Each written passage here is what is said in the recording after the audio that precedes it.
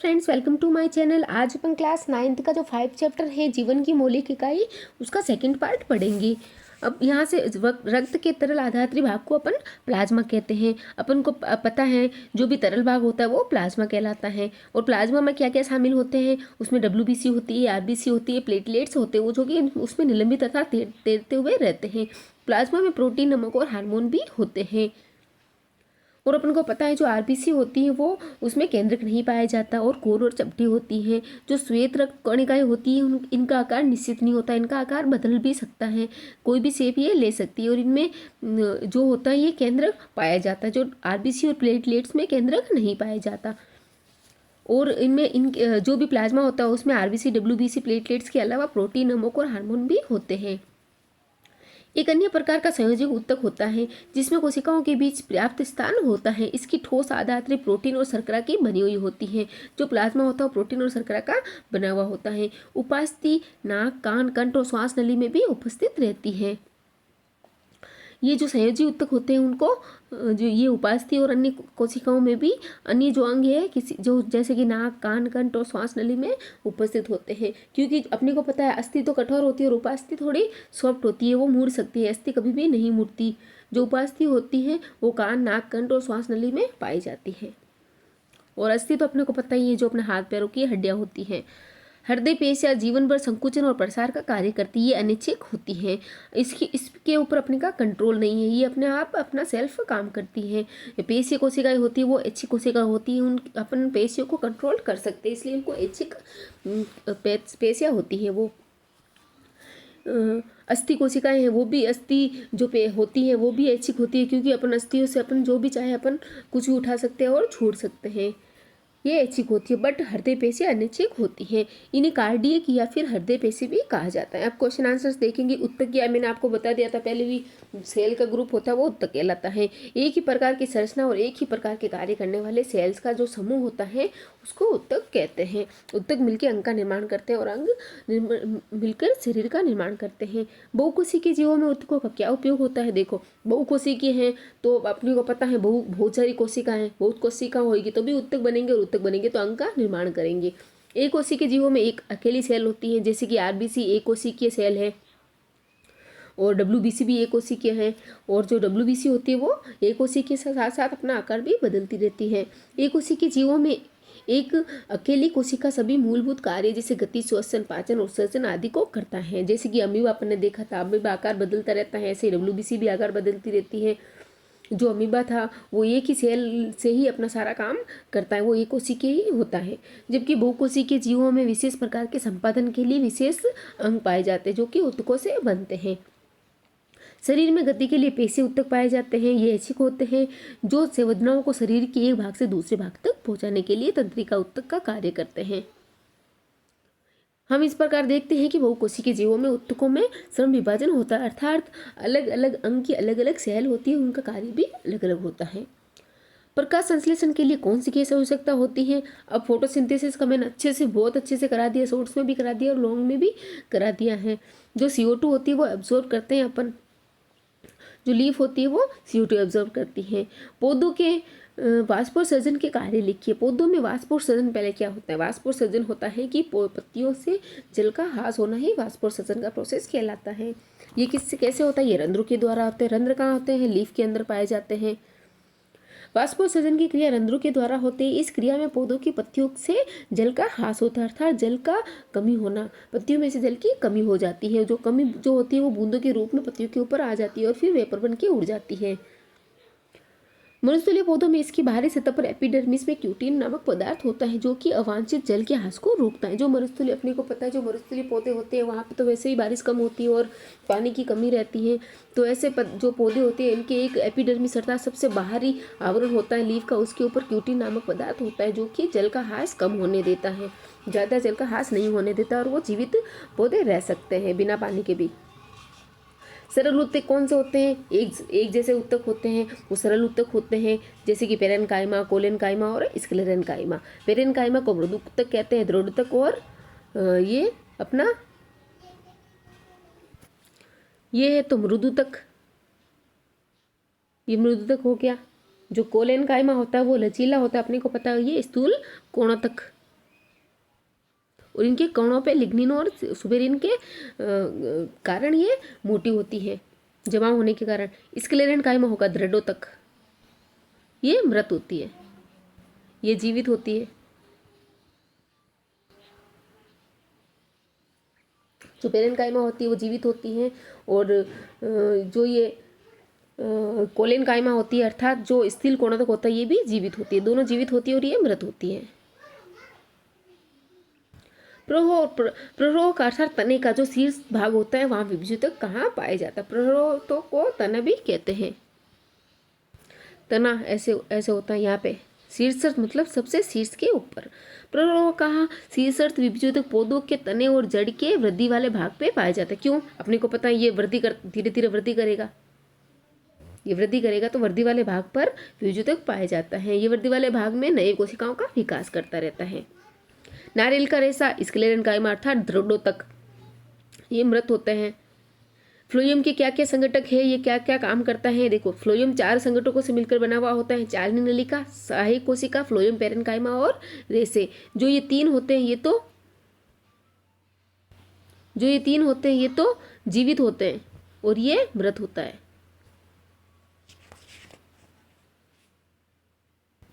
ये चालनी नलिका होती है, जैसे ही चालनी नलिका होती है उसके साथ ही जुड़ी हुई साथी कोशिकाएं होती है अर्थात सहायक कोशिका, जो कि ये इसका केंद्रक होता है। वो इसमें जो ये चालनी कोशिकाएं होती हैं इनमें केंद्रक नहीं पाया जाता। जो साथी कोशिकाएं होती हैं इनमें केंद्रक पाया जाता है, जो कि दोनों के काम आता है। अर्थात इसकी चालनी नलिकाएं की हेल्प साथी कोशिकाएं करती हैं, इसीलिए ये दोनों आपस में हेल्प करती है। जो साथी कोशिकाएं होती है वो चालनी नलिका की हेल्प करती है, क्योंकि इसमें न केंद्रक नहीं पाया जाता, इसमें केंद्रक पाया जाता है। और इसमें जीवद्रव्य भी सघन होता है केंद्रक के साथ साथ।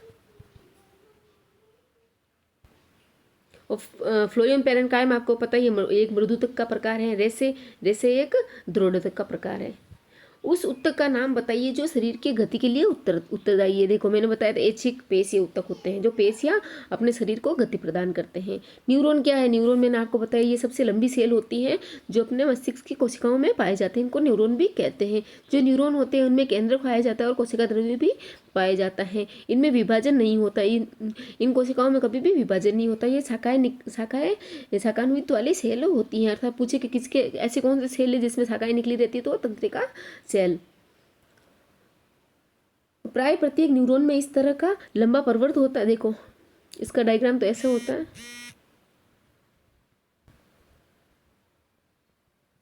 ऐसा होता है। इसमें केंद्रक पाया जाता है और यहाँ से ये शाखाएं निकली हुई रहती है। ये सबसे लंबी सेल होती हैं। एक लंबा प्रवर्ध होता है ये रहा, जिसमें इसको एक्सोन कहते हैं। और बहुत सारी छोटी छोटी शाखाएं इनको देखो, डेंड्राइट्स कैसे प्रवर्ध निकलते रहते हैं। एक तंत्रिका 1 मीटर तक लंबी हो सकती है। हृदय सेल के 3 लक्षण बताइए। देखो, हृदय सेल अनैच्छिक होती है क्योंकि इसके ऊपर अपना कंट्रोल नहीं होती और बिना थके काम करती रहती है। हृदय की पेशियां जीवन भर लयबद्ध होकर प्रसार और संकुचन करती रहती है। ये पेशियां अनैच्छिक होती है जो बिना थके कार्य करती रहती है। हृदय की पेशी कोशिकाएं जो होती है वो बेलनाकार शाखाएं वाली और एक केंद्रकीय होती है। एरियोलर उत्तक अर्थात हवा, जिसमें हवा भरी हुई हो वो उनको एरियोलर उत्तक कहते हैं। एरियोलर जो संयोजी उत्तक होते हैं वो त्वचा और मांसपेशियों के बीच रक्त नलिकाओं के चारों ओर और नसों और मस्ती मज्जा में पाया जाता है। इनके क्या क्या कार्य होते हैं? इनकी जो भी सेल्स होती है उनके बीच बहुत सारे खाली स्थान रहता है। इन अंगों के भीतर बहुत खाली स्थान रहता है, खाली जगह को भरता है। आंतरिक अंगों को सहारा प्रदान करता है और जो उत्तक होते हैं उनकी मरम्मत में सहायता करता है। जो भी खाली इनके खुद के अंदर खाली जगह रहती है और जो भी खाली जगह रहती है अंगों के बीच, इनके सेल के बीच में बहुत खाली जगह रहती है और जो भी अंगों के बीच खाली जगह रहती है उनके बीच में जाकर ये अपना घेर लेते हैं उनको। अर्थात कोई भी अंग होते हैं उनके बीच में अगर जगह हो तो बीच में एरियोलर उत्तक पाए जाते हैं। उत्तक की परिभाषा, एक ही प्रकार की संरचना और कार्य करने में एक जैसे हो उन कोशिकाओं के समूह को अपन उत्तक कहते हैं।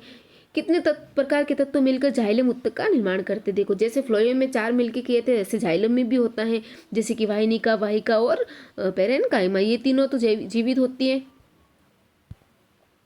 इसमें यह कि वाहिका, वाहिनी, तंतु और ये तीनों जीवित होती हैं और ये मृत होता है। पौधों में सरल ऊतक और जटिल ऊतक किस प्रकार भिन्न भिन्न होते हैं। अपने को पता है सरल ऊतक कौन कौन से और जटिल ऊतक कौन कौन से हैं। देखो इसमें अपन देखते हैं सरल ऊतक एक ही प्रकार की कोशिकाओं से बने हुए होते हैं, जैसे कि पैरेन्काइमा, इसमें सारी एक जैसे ही डंबलाकार सेल्स होती हैं। कोलेनकाइमा स्थूलकोणों तक, स्क्लेरेन्काइमा दृढ़ोतक, इन सब में अपनी अपनी एक टाइप की सेल होती हैं। ये अनेक प्रकार की सेल से मिलकर बना हुआ होता है, जैसे जाइलम, फ्लोएम। अपन ने देखा जाइलम में 4 प्रकार की होती हैं, जालनी कोशिकाएं होती हैं, इसमें साथी कोशिकाएं होती हैं, वाहिका वाहिनिकाएं होते हैं, ये सारे 4 इसमें पाए जाते हैं। फ्लोएम में भी 4 और जाइलम में भी 4। जो जाइलम होते हैं उसमें वाहिका वाहिनिका, जाइलम तंतु और जो ये होता है अपना ये जाइलम पैरेन्काइमा, ये 4 पाए जाते हैं। और फ्लोएम में भी ऐसे ही 4 पाए जाते हैं, जैसे कि चालनी नलिकाएं, साथी कोशिकाएं, फ्लोएम पैरेन्काइमा और फ्लोएम रेसे। ये परत ऊतक के आधारीय पैकिंग का निर्माण करते हैं, अर्थात जो भी आधार मतलब बेस जो भी होता है वो सरल ऊतक का बना हुआ होता है। ये समान मंडल का निर्माण करते हैं। जो जटिल ऊतक वो समान मंडल, जो बंडल होता है उसका काम, समान मतलब एक जगह से दूसरी जगह चीज़ों को ले जाना, उनका एक बंडल होता है, वो उनका निर्माण करते हैं। ये जटिल ऊतक समान का कार्य करते हैं। ये पतली और सरल कोशिका भित्ति वाले सरल सेल से मिलकर बने हुए होते हैं। इनकी कोशिका भित्ति मोटी होती है। जो जटिल ऊतक होते हैं इनकी कोशिका भित्ति मोटी होती है। ये जीवित कोशिका, ये पतली और सरल कोशिका भित्ति से मिलकर बनी हुई होती हैं और ये इनकी कोशिका भित्ति मोटी होती है। ये जीवित कोशिका होती हैं। सारे जो भी सरल ऊतक होते हैं वो जीवित होते हैं।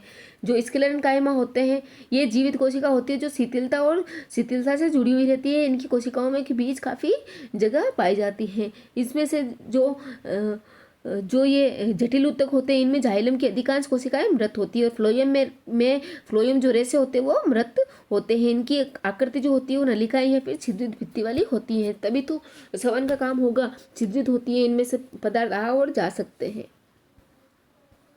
कोशिका भित्ति के आधार पर पैरेन्काइमा, कोलेनकाइमा, स्क्लेरेन्काइमा के बीच में भेद बताइए। देखो जो ये जीवित होती है ये मृत होती है। मैंने आपको बता दिया। जो ये होता है अपने पैरेन्काइमा को मृदुतक कहते हैं, कोलेनकाइमा को स्थूलकोणोतक कहते हैं, इसको दृढ़ोतक, अर्थात ये बहुत दृढ़ता प्रदान करती है पौधों को। कोशिका भित्ति पतली होती है, इसकी मोटी होती है, इसकी मोटी होती है। इनकी कोशिका इसमें मोटी क्यों होती है? क्योंकि ये इनको स्थूल कोणों तक आता है ना, ऐसे कोणों पे इनमें जमा हो जाता सुबेरिन का और लिग्निन का, इसलिए ये मोटी हो जाती है। इन कोशिकाओं के बीच काफ़ी रिक्त स्थान होता है। इनमें रिक्त स्थान अंतरकोशिकीय अवकाश इसमें भी उपस्थित होता है, बट इसमें थोड़ा सा कम होता है, इसमें बहुत ही ज़्यादा होता है। और इसमें अंतरकोशिकीय अवकाश होता ही नहीं है, तभी तो बहुत कठोर होती है, ऐसे चिपकी सेल रहती है पूरी। ये ऊतक भोजन का भंडारण करते हैं। जो भी पैरेन्काइमा होते हैं वो भोजन का भंडारण के लिए यूज आते हैं और पौधों को सहायता प्रदान करते हैं। तो भोजन का भंडारण कौन करते हैं? मृदुतक करते हैं। और जो कोलेनकाइमा होते हैं ये पौधों को यांत्रिक सहायता प्रदान करते हैं और ये लचीले होने के कारण ही पौधों को यांत्रिक सहायता प्रदान, कभी भी खींच सकते हैं और कभी भी इकट्ठा हो जाते हैं। जो स्क्लेरेन्काइमा होते हैं बहुत ही दृढ़ होते हैं, ये मजबूती प्रदान करते हैं और ये बाहरी सुरक्षा भी करते हैं। कठोर क्यों होते? क्योंकि इनमें अंतराकोशिकीय अवकाश नहीं होता। रंध्र के क्या कार्य होते हैं? रंध्र लीफ के ऊपर पाए जाते हैं। अपने को पता है इनके काम होता है कि जो वाष्पोत्सर्जन की क्रिया होती है उसमें अपने को पता है रंध्रों के द्वारा ही होती है। गैसों का आदान प्रदान रंध्रों के द्वारा ही होता है। 3 प्रकार की पेशी रेसे के चित्र बनाकर स्पष्ट करें। चिकनी पेशी और रेखित पेशी और कार्डियक पेशी। इनकी डायग्राम तो है, इधर बता देती हूँ मैं आपको। ये देखो जो सबसे नीचे है वो कार्डियक पेशी है। ये अनैच्छिक होती है, ये ऐच्छिक होती है। जो पेशीय कोशिका होती है वो ऐच्छिक होती है और ये रेखित चिकनी और हृदयिक। ये देखो रेखा की जैसे एकदम लंबी सी, और ये चिकनी होती है और तरकू जैसी इनकी शेप होती है पेशीय कोशिकाओं की। अब देखो जो ये रेखीय पेशी होती है, ये है रेखीय पेशी। रेखीय पेशी को और क्या बोलते हैं अपन? कंकाल पेशी भी बोलते हैं। कंकाल पेशियाँ जो रेखीय पेशी होती हैं, रेखित पेशी है रेखीय, इनको कंकाल पेशी भी बोलती है। जो चिकनी और ये होती हैं ये अरेखित होती हैं, ये अरेखित होती हैं। और जो रेखीय होती हैं वो ऐच्छिक होती हैं, ये ऐच्छिक होती हैं। ये अरेखित होती है क्योंकि ये कोई भी रेखा में नहीं होती और ये अनैच्छिक होती है और ये चिकनी भी होती है, ये चिकनी होती है। ये ऐच्छिक हो गया और कंकाल पेशी हो गया और रेखित हो गया। ये अरेखित, चिकनी और अनैच्छिक। और जो हृदय की पेशियाँ होती है वो भी अनैच्छिक होती हैं। ये देखो, ये हृदय की पेशियाँ हो गई। जो हृदय की पेशियाँ होती है वो भी अनैच्छिक होती हैं और ये इनमें कभी भी थकान नहीं होती। बट ये अरेखित नहीं होती, ये रेखित होती हैं। जो हृदय की पेशियाँ होती हैं ये रेखित होती हैं, रेखित। और देखो ये लंबी लंबी रेखा की जैसे, ये रेखित होती है और अनैच्छिक होती है। ठीक है। जो चिकनी पेशियाँ होती है वो अरेखित और अनैच्छिक, और जो कार्डियक और हृदय पेशियाँ होती है वो रेखित और अनैच्छिक। और जो रेखित पेशी होती हैं, रेखित और ये रेखित, चिकनी और रेखित, अरेखित और कार्डियक, की 3 प्रकार की पाई जाती हैं। अब क्या है, हृदय पेशी का विशेष कार्य क्या आपने को पता है, ये लगातार बिना थके चलती रहती हैं और ये रेखित होती हैं और अनैच्छिक होती हैं। रेखित, अरेखित और कार्डियक पेशियों के शरीर में स्थित कार्य और स्थान के आधार पर अंतर स्पष्ट कीजिए। आगे आ जाएगा क्वेश्चन। न्यूरॉन का चित्र देखो, ये रहा, जो ये है अपना एक तंत्रिका सेल। जो देखो नीचे ये तंत्रिकाक्ष है, डेंड्राइट से केंद्रक होता है और इसमें कोशिका द्रव्य पाया जाता है। जो ये तंत्रिका सेल होती है वो बहुत सारे तंत्रिका रेशों से मिलकर बनी हुई होती हैं। जो ये तंत्रिका रेशे होते हैं वो स्पंदन पैदा करते हैं और पेशियों की गति करने में अपनी हेल्प करते हैं। जो भी ये तंत्रिका होती है तथा पेशीय ऊतक होते हैं वो कार्यात्मक संयोजन प्राय सभी जीवों में मौलिक होती हैं। ये सभी जीवों में पाए जाते हैं क्योंकि तंत्रिका कोशिका और जो पेशी ऊतक इनका एक साथ संयोजन रहता है। क्योंकि तंत्रिका कोशिका से पेशी ऊतक को अपना और कुछ भी मैसेज मिलता है तो ही वो आगे अपना पेशी ऊतकों द्वारा कुछ कार्य किया जाता है।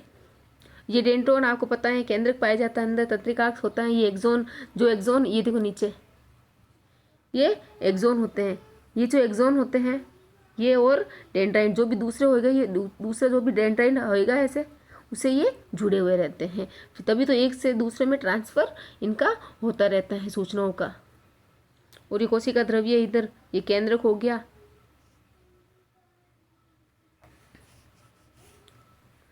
निम्नलिखित में के ये सबसे लंबी, बॉडी की सबसे लंबी सेल होती है कौन सी, तंत्रिका कोशिका। और इनमें विभाजन नहीं पाया जाता, ये कभी भी विभाजित नहीं होती और ये रिपेयर भी नहीं होती। अगर इनमें कुछ डिफेक्ट या कुछ इनमें हानि हो जाए तो वो वापस कभी भी रिपेयर नहीं होती। ऊतक जो मुंह के भीतरी स्तर का निर्माण करता है, देखो भीतरी बोला है तो सरल और हल्की एपिथेलियम। मुंह की बात आती है तो उसमें मुंह के स्तर जो भी होते हैं इनमें सरल और हल्की एपिथेलियम पाई जाती हैं। ऊतक जो मनुष्य के पेशियों की अस्थि को जोड़ता है, देखो कंडरा एक तो होता है, कंडरा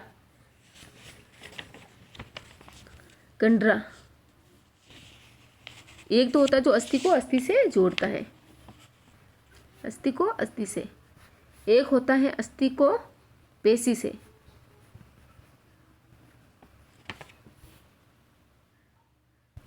जो अस्थि को अस्थि बोलते हैं उसको लिगामेंट बोलते हैं। जो अस्थि को और पेशियों से जोड़ते हैं उसको कंडरा बोलते हैं। इसके 2 पार्ट हो गए, जो कंडरा है ये है और इसको लिगामेंट भी बोलते हैं। लिगामेंट या फिर स्नायु, जो अस्थि को अस्थि से जोड़ते हैं उनको लिगामेंट या फिर स्नायु कहते हैं। जो अस्थि और पेशी को जोड़ते हैं उनको टेंडर या फिर कंडरा कहते हैं। देखो अपने को पता है अस्थि और अस्थियों के बीच में ही ये जो स्नायु होते हैं, स्नेह, स्नायु मतलब स्नेह, किसके बीच में स्नेह, अस्थि और अस्थियों के बीच में। अर्थात अस्थि और अस्थि के बीच में जो भी होता है, जो ये ऊतक पाए जाते हैं वो लिगामेंट ऊतक पाए जाते हैं, उनको जोड़ने के लिए संयोजी। और अस्थि और मांसपेशियों को जोड़ने के लिए टेंडर या फिर कंडरा ऊतक पाए जाते हैं। इसमें पूछा क्या है, ऊतक और मनुष्य के पेशियों को जोड़ने, देखो पेशी और अस्थि आते ही अपन को नाम रखना है टेंडर, और अगर अस्थि और अस्थि आ जाए तो लिगामेंट या फिर स्नायु। टेंडर को और क्या बोलते हैं, कंडरा, इसको टेंडर भी बोलते हैं।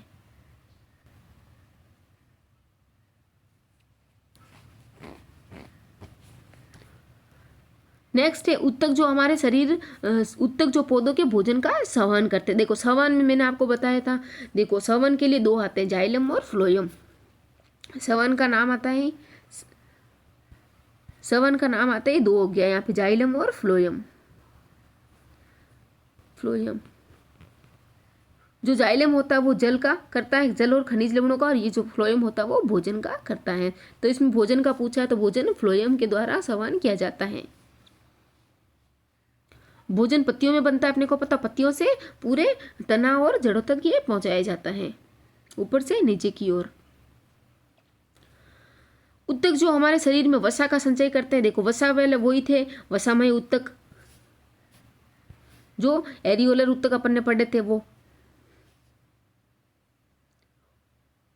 भोजन का हो गया तरल आधात्री संयोजी उत्तक। देखो जो तरल भी है और उसमें प्लाज्मा भी, तरल अर्थात उसमें प्लाज्मा पाया जाता है। ऐसा उत्तक कौन सा होता है संयोजी उत्तक? वो रक्त होता है, इसमें प्लाज्मा भी पाया जाता है। और प्लाज्मा में अपने को पता है आरबीसी, डब्ल्यूबीसी, प्लेटलेट्स, हार्मोन्स और प्रोटीन वगैरह पाया जाता है। मस्तिष्क में कौन सा उत्तक होता है? तंत्रिका उत्तक। और तंत्रिका उत्तक किससे बना हुआ होता है? तंत्रिका सेल, जो कि सबसे लंबी सेल होती है। निम्नलिखित में से उत्तक के प्रकार की पहचान करें। जैसे कि त्वचा, त्वचा में कौन सा उत्तक पाया जाएगा? एपिथीलियम स्तरित सल्की एपिथीलियम उत्तक पाया जाता है। पौधों की वल्क में कोर्क रक्षित उत्तक पाया जाता है। अस्थि होता है, अस्थि एक प्रकार का संयोजी उत्तक होता है। संयोजी अर्थात कनेक्टिव टिश्यूज, जो कनेक्ट करता है दूसरे सेल को। वृक्क की ये नली का स्तर घनाकार एपिथीलियम, वृक्क का नाम आ जाए अगर, जैसे कि वृक्क की नली का है या फिर वृक्क के स्तर है, तो घनाकार एपिथीलियम जो ये सेल होती है वो यहाँ पे आती है। संवहन मंडल में जटिल उत्तक होते हैं, जाइलम या फिर फ्लोएम। देखो जो ये सेल होती है घनाकार और बेलनाकार, और ये अलग अलग होती हैं। अलग अलग टाइप के उत्तक, जंतु उत्तक अलग अलग होते हैं। जैसे कि पौधों के उत्तक अलग होते हैं, जंतु के उत्तक अलग होते हैं। जंतुओं में एपिथीलियम अर्थात उपकला उत्तक और घनाकार स्वेल होती है, उसमें सल्की होते हैं, स्तंभाकार होते हैं और स्तरित सल्की होते हैं।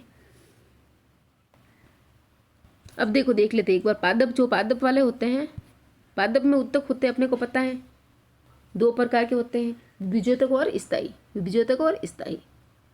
जो विभज्योतक होते हैं वो शीर्षस्थ, अंतर्देशीय और पार्श्वीय, ये तीन प्रकार के होते हैं। शीर्षस्थ जो सबसे ऊपर पाए जाते हैं, जो पार्श्वीय होते हैं वो साइड में पाए जाते हैं, अंतर्वेशी बीच में पाए जाते हैं। और जो ये होते हैं अपने पार्श्वीय, वो क्या करते हैं? जड़ और तने की मोटाई में वृद्धि करते हैं।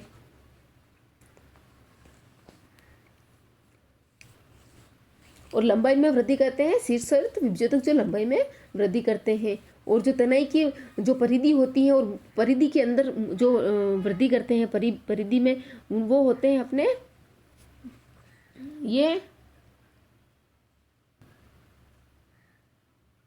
अंतर्वेष्ट उत्तक।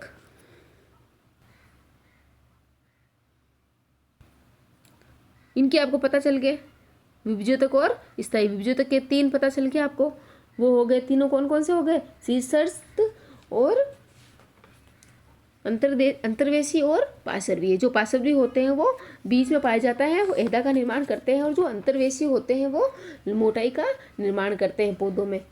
और जो अंतर्वेशी होते हैं वो पर्व संधियों पर पाए जाते हैं। अगर ऐसे पूछे कि पर्व संधियों पर पाए जाने वाले कौन से उत्तक होते हैं, वो विभज्योतक होते हैं और वो अंतर्वेशी विभज्योतक कहलाते हैं।